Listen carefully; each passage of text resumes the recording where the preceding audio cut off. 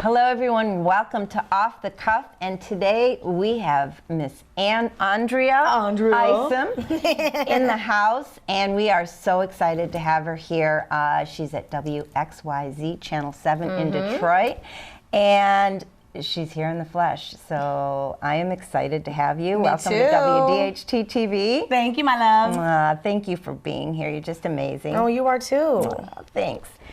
You have an incredible history, and Detroit is one of your loves. Oh my gosh. You know what, it's so, people ask me about, they always ask me where I'm from. A lot of people think I'm from here, but I almost feel like I am because I've been here so long. It's home, but I'm from Cleveland, born and raised. Went to The Ohio State University. Don't hate me, Wolverines. I know Spartans don't hate me so much. The Wolverines kind of have an issue. But I've gone to so many different markets. I've been in so many cities. After I graduated, I went to Dayton, Ohio. It was an ABC affiliate at that time, and I was a minority trainee. So basically what happened was they trained me how to be a producer and a writer. So, and I got paid and I got insurance. Go figure. That's a pretty good deal. Which is a big deal. That's a big deal. So I did that and I learned everything I possibly could, and I'm so glad I did the behind the scenes first. Because most people just want to get on TV and just be on TV and be on TV. But I think you're better on TV when you know how things work behind the scenes. Behind the scenes, absolutely. So I did that. But you know what? The passion was still there. So I would go out on the weekends. So I'd work Monday through Friday, whatever hours I had to. Now this was in Cleveland, This right? was in Dayton, Ohio. This was after college. I just ran into a reporter that I admired when I was working at the Gap. Of all places. I loved it. And I saw her walk in, and sometimes you're intimidated to go up to somebody that you idolize. I said, you know what, forget all that. I got to go up to her and just get a couple pointers if she's willing to share them. And she was. So she said, she gave me some information. She said, send your resume and your tape or whatever you have to this station in Dayton, Ohio. They're offering minority internships where you're getting paid and you learn. I did it. First call, they were like, we don't have any positions open, but you never know what can happen. And in a couple of months, got the call. My dad and my mom packed me up from Columbus, and we drove to Dayton, and it all started there. Oh, wow. That's amazing. I know, right? And it does pay off. It does pay off to get up there. It does. I was at Channel 4 for a little while. Yeah. And Mort Krim was like, he was like. I know, like everything. I love Mort Krim. Yeah. So, at the time, I think it was Robin, or I don't even remember who it was. Come on, let me go introduce you to him. I go, really? Yeah, let's go. So we go up, and Mort Krim, this is Siham, Mort Krim, and I'm like, and he goes, hi, how are you, and this and that, and I go, hi, I'm fine, thank you, and that was it. Yeah, like deer in headlights. Yeah, it was like I couldn't wait to meet him, and that was it. But then you didn't know what to say when you met him. What is wrong with me? So I'm glad you did that. I'm glad I you had the same thing. I said, okay, I am nervous, but if I don't do it, I don't want the what if. Right. So I did it, and it paid off. And I worked in Dayton, Ohio for about 2 years. Writer, producer. At the very end, I was a 6 p.m. Monday through Friday producer. Love which, it. Yes. And it worked. I mean, Nice. I had the best mentors. Tina Rezash, if you're listening, she was the best mentor I've ever had, ever. And she taught me everything she knows. And because of her, I'm where I am right now. And so, but I said, I want to be a reporter. As much as I do love producing and I love writing and storytelling, I want to do it my way. Your way. And so I would come in on the weekends. For people out there that say, I know it takes a lot of work. It does, and you have to be committed to it. So I'd come in on the weekends after working Monday through Friday, go out with reporters. I'd go on the scenes, figure out how to do this, and then trying to figure out, well, I like how they're doing it, but how could I do it my way? And so I started honing my skills. I put together a resume tape, and back then it was on a VHS, or it might have been on a beta tape, actually, I can't remember. Either way, a beta tape or a VHS. I sent it out to 3 or 4 different markets, got a call from Elmira, New York, upstate, and there I was. I went to Elmira, New York, upstate New York, small town, awesome city, great people, but it was a starter market. So basically everybody that comes through there, the viewers pretty much know we're gonna kind of hack it up and mess up at first until we get the hang of it. And so my first day I thought I was gonna train, and no, the news director said, okay, here you go. I'm like, wait, to do what? He's like, you're gonna go out there and anchor. I'm like, anchor what? He's like, the show. I'm like, what? And so it was an NBC, so I was like the Ann Curry. So there was the anchor team, and then they threw to me for like oh my for God, the news. that's I'm like, amazing. you know. I'm sure you did a Oh, fantastic. no, I didn't. I had to take baptism by fire. Yes, first day, you're on, and it was best way to learn. It was great ever since. So And I you just went moved there, from there. Then went back to Dayton, the same station, as a reporter. And then I went from Dayton to Kansas City, Missouri. Kansas City, Missouri to Detroit, Fox 2. Stayed there almost 11 years. Right, I remember. Then I got this tremendous opportunity to work for Warner Brothers for Crime Watch Daily, which was a nationally syndicated crime show, which was an amazing opportunity to really tell really in-depth stories and really get the people behind the tragedy. So it wasn't just the nuts and bolts of kind of telling you the facts of what happened. You get the heart of what happened and what happens when people are left with this grief and uncertainty and no closure and no answers. And so that was so rewarding to be able to spend time with people and really tell their stories in the way that they want them told. So it was more a story about what happened, Yeah. or was it more of an investigative kind of thing where you find out what happened, why, and who kind of thing, or? Kind of both. Kind of Okay. both. Well, most of the ones that I tackled were already adjudicated, so they'd already gone to the court system. Okay. So everybody was free to talk about the case from the beginning to the end. And the greatest thing that I took away from it was being able to sit with these families And tell their and stories. tell their stories. And they wanted to tell it. It wasn't a knock on the door. It wasn't intrusive. It was, I want you in my home. I want you in my space. And I want to tell people about the person or the people I lost. And I was so blessed to be able to be put in that position. And it's so precious to be able to sit with people and tell their darkest, most sacred pain. And I don't take that lightly, and I still don't. And because Well, they must have trusted you, and that knowing makes me feel good could that give they them some closure exactly. to, and trust their story with someone that's going to be telling it, Yeah. with passion and compassion. Yeah, and delicacy. Right. You know, it's something that you never know how someone feels about something unless it's happened to you. And I just was so grateful for that opportunity. And then we had an opportunity to come back home. Family reasons brought us back home, and now we're here. And because Crime Watch was on TV 20, which Channel 7 owns, it was just a perfect fit to just go right into Channel 7. And they welcomed me with open arms, and it's great. And now I've turned into like almost this crime/restaurant, taking action kind of reporter, which is really fun and rewarding, and it's a community service. Everybody eats. Well, you're really known for On the Edge. Yeah. Nobody will ever let me forget that. And I don't want to forget it. It was such a big it was part amazing. of my life. Absolutely. And you really had a niche there, and people were able to identify with you. And you did the stories too that were really important. And I know you have a tremendous social conscience, and I know that those stories are really, really, really important to you. And not a lot of reporters want to tackle those things, and it's really sometimes difficult. It is. So what's your take when you're dealing with something and it is extremely sensitive? How do you approach individuals that just are intertwined and they're currently dealing with this kind of situation? I mean, I've seen you do it, but how do you get the emotional integrity intact to be able to approach that? I think the things that stand out for me most are returning citizens, and I think that a lot of people care, but they don't know how to care. And a lot of people want to give second chances, but they don't really know how to. Afraid to. And they're afraid to. And I don't think people mean to judge, but I think people judge. And I think that what I try to get across when I'm telling these kind of stories is, one mistake either way could be any one of us. In many cases, not all, but in many cases. And if someone's already paid their debt to society, why should we remake them pay it again when they are released? Absolutely. And I think that happens so often. So you have to be really delicate when you interview these people that have been in a situation that you can't understand unless you've been in it. To be marginalized inside and then out. I think those are stories that we all need to tell.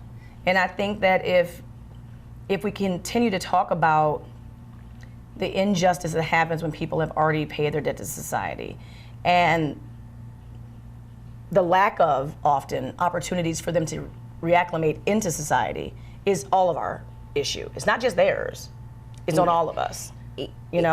It's really incredible that that's what you focused on, because the conference that I do, I try to utilize as many returning citizens as I possibly can. I know. To do all kinds of different work, and you're right, I mean, there's a lot of returning citizens that are still not as reformed as we want them to be. Absolutely. But when you see that someone is really trying, and you just have to give them, that chance. Like we've all been given. You've been given a chance. I've been given a chance. Absolutely. People in the studio have been given a chance. There's Right. always that one person that saw something in you, that stuck up for you, that fought for you. And I think every one of us deserves that person that's going to go out on a limb and just say, you've got something and you're worth fighting for. And I think just having that support, it drives people to want to do better. Without it, I don't know. I'm glad I don't know what that feels like, but sadly I know people who are living that are waiting for that and you're opportunity. in a situation to actually help them, and that's amazing. And if telling their stories does it, here I am. Here you are. Here I am. Tell me about Fox 2. What was your Oh my experience gosh. there? It was great. Another thing too, first day, it was a fire. I remember it. I think Here, I kind of Andrea, got. report I on know, the fire. but it's so funny. I see reporters that get these I don't know, like the acclimation days or the shadowing days, or you can watch this person for a couple days. I'm like, that never happened to me ever. So it was the first day. It was a fire I went on, and it was John Brzezinski was the photographer. I remember this vividly, and I had the earpiece to IFB, but some of their systems were a little different than mine, and I did me, and I'm a very if you don't know me, I can be a lot to take at first, So I think Detroit was a little like, what the heck is going on here? Who is this gal? Who does she think she is? Exciting, and passionate. And so at first, I think people were trying to feel me out, And then all of a sudden, the tide turned, and people started gravitating toward Andrea. And this is me. It's not in a package, or I'm not putting anything on. It just is what it is. What you get. That's what I love about you. You're real. I love you too. I love you. And from there, it just took off. And my news director then, Dana Hahn, she just saw something in me, and she said, okay, I think you're great here, but we need to move you here. So I went a couple different positions. It was always nights. But then when they started The Edge, and Brad Edwards was the first reporter, when he left and went to Chicago, which I love him so much, and now he's doing great things in Chicago. Simon Shaquette took it over after that, but then he left and went to the FBI. Right. And then it was like, batter up, you're up. It's your spot. And then I just said, okay, so what am I going to do to make this mine? And the first thing I thought is, I'm just going to be me. And then one day I just taglined it. It just out of nowhere, it just came. On the Edge now has a life of its own. Still. It still does, yeah? Still. Absolutely. Yeah, so it was wonderful. Some of my greatest memories in TV, the best friends I've ever had. I met my husband there. Yes. Joseph Harris. And he's with us And he's with us in the studio Hi, today. Joe. Hi, Joe. So, an incredible experience. Very eye-opening, a lot of growth, a lot of learning on my part. I made some mistakes when I was there, and I've learned so many things from them, and had so much support from the city. And I think that's what when people are like, what's Detroit like? I'm like, Detroit's like one big hug. Yeah. I just think that's just it. Detroiters love you, and when they love you, they stick with you through the ups and downs. And I've been blessed. It speaks scores that you feel like Detroit is your home, and that's amazing. Absolutely. So, what advice would you give somebody starting out, wanting to do this? What would be the advice that you would give them in terms of getting their feet wet, and the do's and don'ts, and the I boo-booed here and I shouldn't have done that? The thing is business has changed. Because Absolutely. social media is now involved, right. and YouTube, and there's so many different avenues that you can get information and entertainment and infotainment. I think you really have to want to be a reporter. I mean, dig your nails in there deep and really want to do this for the right reasons, not just to be on television. You really have to care about people. You really have to have passion be able to take your passion and put it and bring it to life. You have to be able to get your knees dirty and be in areas that maybe you haven't been before. You've got to treat people the way you want to be treated. Some of the basic golden rules, but I think people look at TV people and think that it's like glamorous. Being a field reporter is not glamorous. It's rewarding. It's rewarding, but it's not glamorous. Elbow grease. And it is a lot of time management.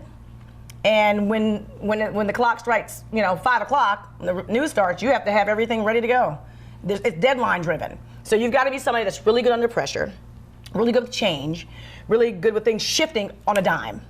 And if you can do that and you're passionate about storytelling and you're in a community that you care about and you care about it growing and excelling and exposing what it is to people, then this is for you. Well, you got to be intuitive too, because you need to know what you're reporting is true, and you have to have that investigative sort of edge to yourself. And you don't, and it's not over when it's not punching a clock. It never ends.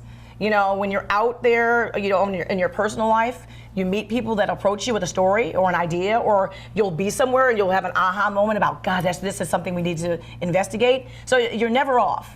So if you want a 9 to 5 and you want to be off work and this isn't the career for you. If you want to go on vacation and not be noticed and you want to just have some R&R and nobody recognize you, this isn't the career for you. People recognize you everywhere. Vegas, Chicago, out of the country. Because Detroiters and people that, especially now, because social media has opened our business up to everyone.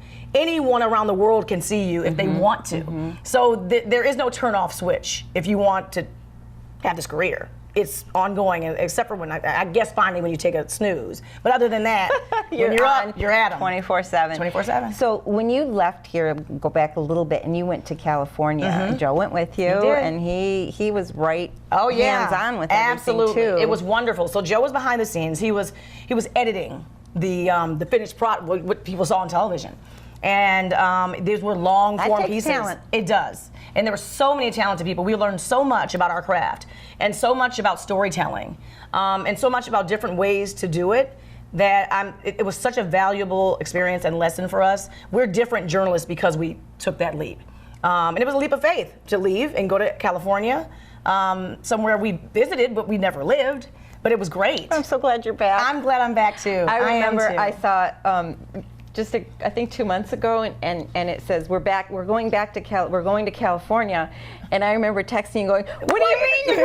I'm like, just a visit. This is just a visit. Just a visit. Yeah, so I was like, no, that's not happening. It was just a visit, but it was an amazing, amazing experience. Our leaders there were incredible with Warner Brothers and Telepictures. It just was a dynamic group of people, dynamic storytelling, and just life-changing.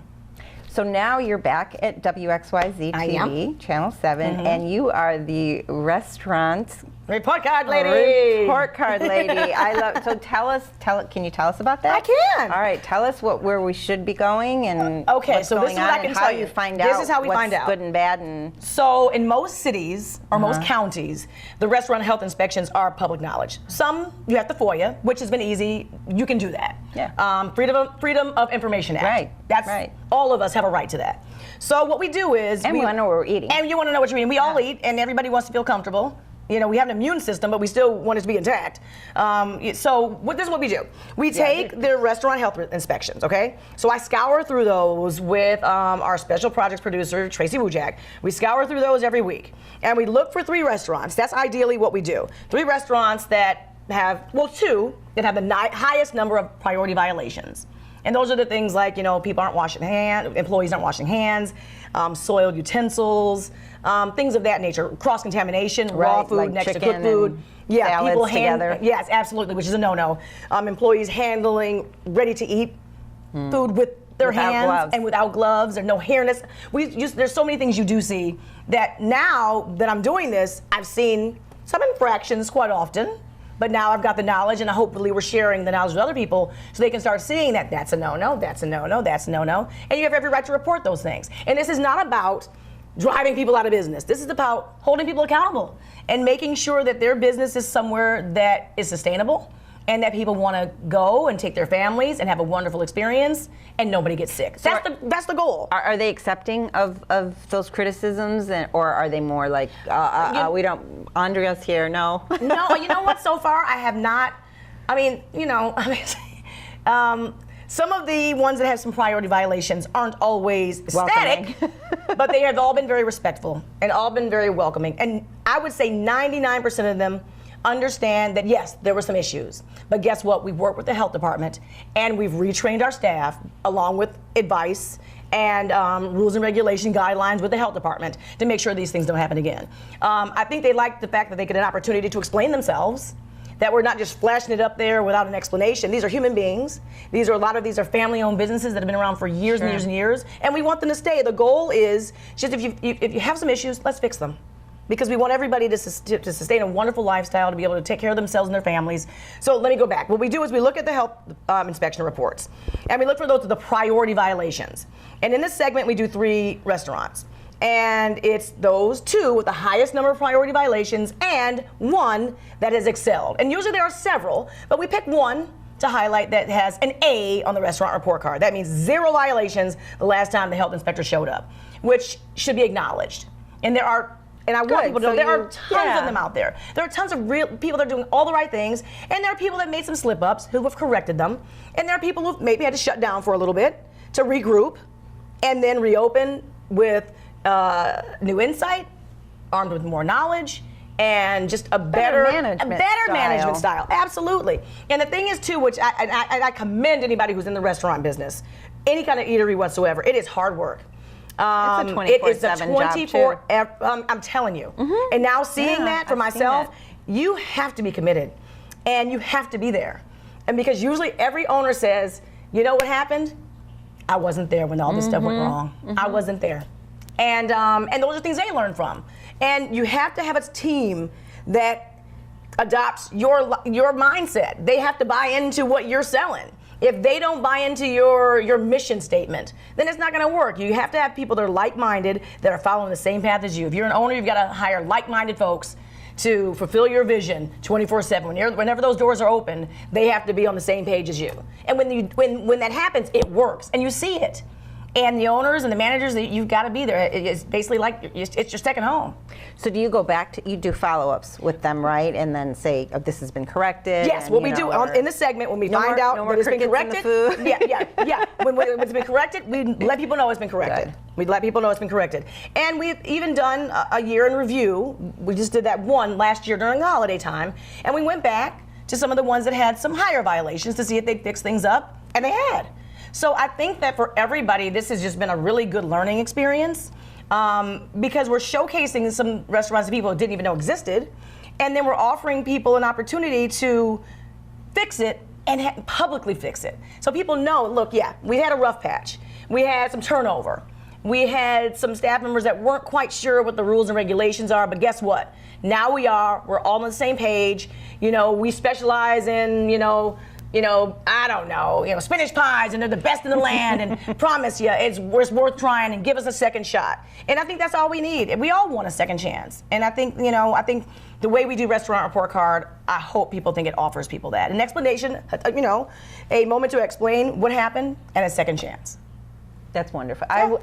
I would go to an eatery that you went to and then went back and said everything's great. Fine. I would focus on that. I would too. So I think you're doing and I have done justice to them. Absolutely. Well, I'm glad you think so. Andrea, yes. What is your vision, your aspiration? What is the things that really you care about the most that you would love to be able to tackle and talk about and bring that to people? I think just real, everyday situations that we all face. I know people always, talk about, like The View. I'm like, yeah, something like that, where we're in your living room, like not really on your lap, but kind of sitting there on your lap, talking to you, with the cup of coffee or with the avocado toast, and we're just talking about some real stuff, some tough stuff sometimes, and some things that just make us happy. Women, I like to talk about, health and diet and fertility and aging and friendships and relationships and just societal issues. And, I think that there's always a space for more people to gather to be inclusive and share what we've all gone through and what we'll continue to go through together. And if I could, that kind of platform, I think would be awesome. For so many reasons, for me, and for self-soothing and self-healing, and for other people. Because I'm not afraid to tell you what I've gone through. Because if it can help somebody else, then it was all worth it. I know you've gone through some of your own challenges, and you're here, and you're always a positive influence on everybody that's around you, and I try. Bring joy and so excitement and passion to everything that you do, and I know that, and I really, really, really value you and our friendship, and just knowing everything that you have gone through and the strength that you have. Oh, thank you. And just being positive and being positive for everybody around you is really an inspiration, and you are an inspiration. And watching you on TV, just being positive and trying to do the best that you can has been really, I think, a positive influence on young girls and everybody that sees you. So I want to thank you for that, and thank you for the passion. I mean, there's a lot of people on TV, but they don't bring that passion with them, and you have that passion, and so you are amazing, but more amazing and greater things are going to come your way, and I know it. I just know it. Thank you so much. Because you are a treasure. Well, you're the real deal. And you know what I love most about you? I think that where we kind of mirror each other is we're just unapologetically, authentically who we are. Yeah. And take it or leave it. Exactly. We're going to have some fans, we're going to have some non-fans, but that's just life. And we have no filters. And we have no filters. And that's what I love. It is what it is. And that's why I love you. I love you too. And this has been just an honor having Miss Andrea Isom here at WXYZ TV talking about her passions and talking about real journalism. So thank you all for joining us, and we will definitely see you next time. You better. You know we will.